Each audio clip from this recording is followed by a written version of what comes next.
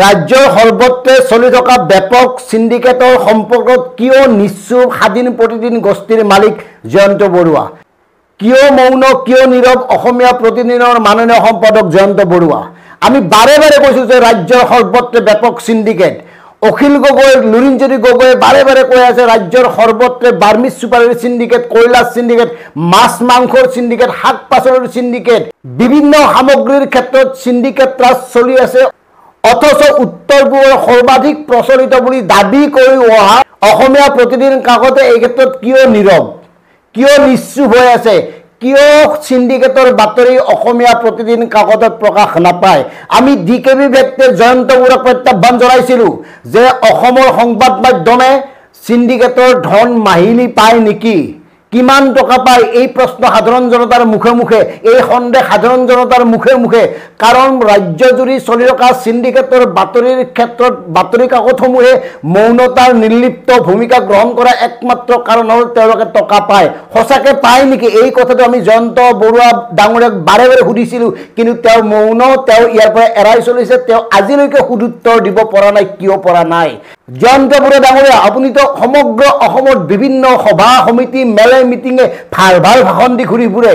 আপোনাক বিভিন্ন ধৰণে সন্মান জনোৱা হৈছে, আমি সন্মান জনোৱাত আপত্তি কৰা নাই। কিন্তু আপুনি কোনোবা এখন মিটিঙত কিয় আজিলৈকে ক'ব পৰা নাই যে সমগ্ৰ অসমত কেৱল সিন্ডিকেট চলি আছে কাৰণে সাধাৰণ জনতাৰ ওপৰত দৈনন্দিন ব্যৱহৃত সামগ্ৰীৰ ইমান মূল্য বৃদ্ধি হৈছে, সাধাৰণ জনতাৰ ওপৰত ইমান মাধমাৰ পৰিছে, সমগ্ৰ ৰাজ্যত সিন্ডিকেটৰ বাবে অৰ্থনৈতিক অৱস্থাটো ধ্বংসৰ ফালে গতি কৰিছে? এই কথাবোৰ কিয় কোৱা নাই?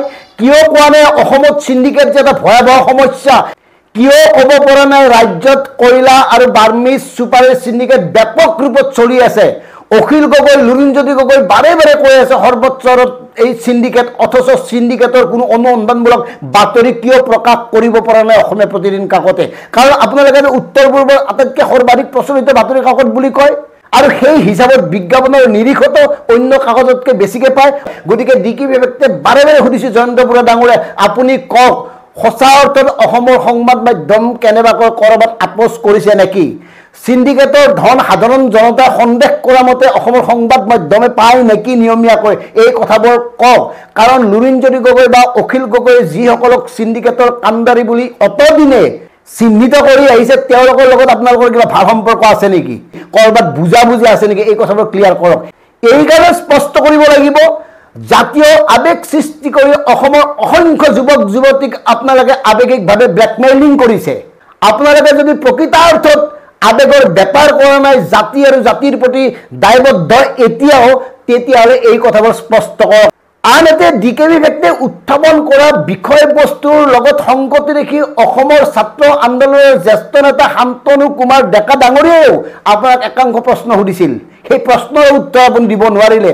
শান্তনু ডেকা ডাঙৰীয়াই স্পষ্টভাৱে সুধিছিল, যি পৰাগ কুমাৰ দাসে যি চেতনা, যি সততা, যি নিষ্ঠা, যি জাতীয় দায়বদ্ধতাৰে অসমীয়া প্ৰতিদিনৰ কাম কৰিয়ে প্ৰাণ বিসৰ্জন দিবলগীয়া হৈছিল, সেই পৰাগ কুমাৰ দাসৰ বাবে আপোনালোকে কি কৰিছে?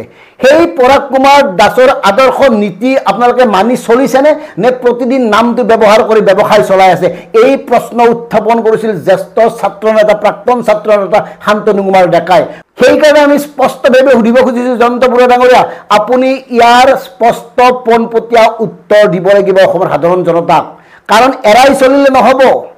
এৰাই চলা মানুহক পলায়নবাদী বুলি কয়, এৰাই চলা মানুহক ভয়াতুৰ বুলি কয়, এৰাই চলা মানুহক সততা সাহসৰ মুখামুখি হ'ব নোৱাৰা কাপুৰুষ বুলি কয়। আমি জানো অসমীয়া প্ৰতিদিন কাকতৰ মালিক ইমান দুৰ্বল নহয়।